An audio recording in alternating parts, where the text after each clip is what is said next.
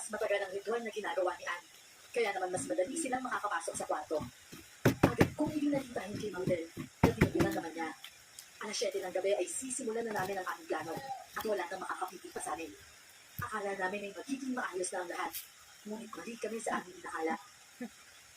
Hindi pa nalabas ng bahay si Ben simula kami ng umaga.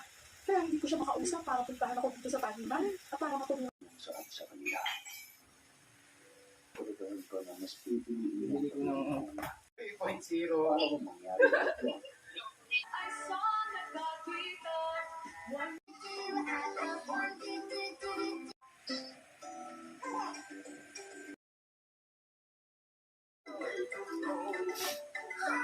Bago siya pinatipuran. You're new party mixlings.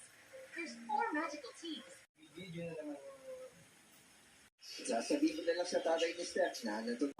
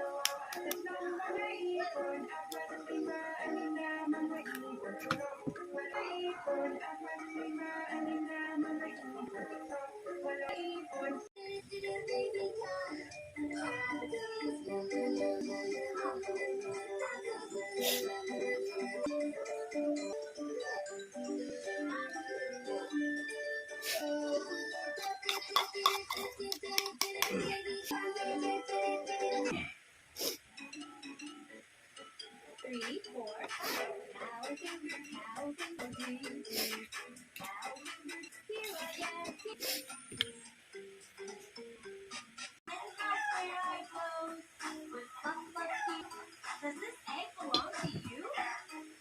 Yes, you found my egg. Thank you.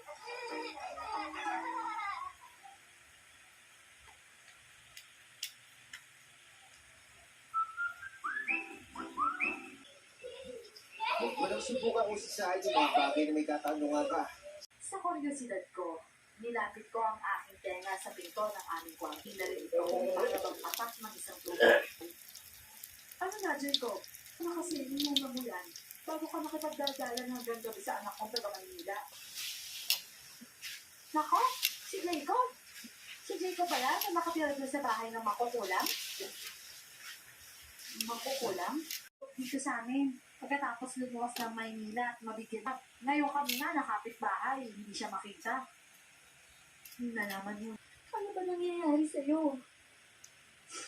Kasi lalo ko lahat ng ito. At sa palagay ko, tapos na. Isip ng isandaang paraan at lakasan ng aking loob. Tanghali na nang makabalik ako sa bahay. Naabutan ko silang sabay-sabay na kumakain sa kusina. Agad ako lumapit para makikain na rin.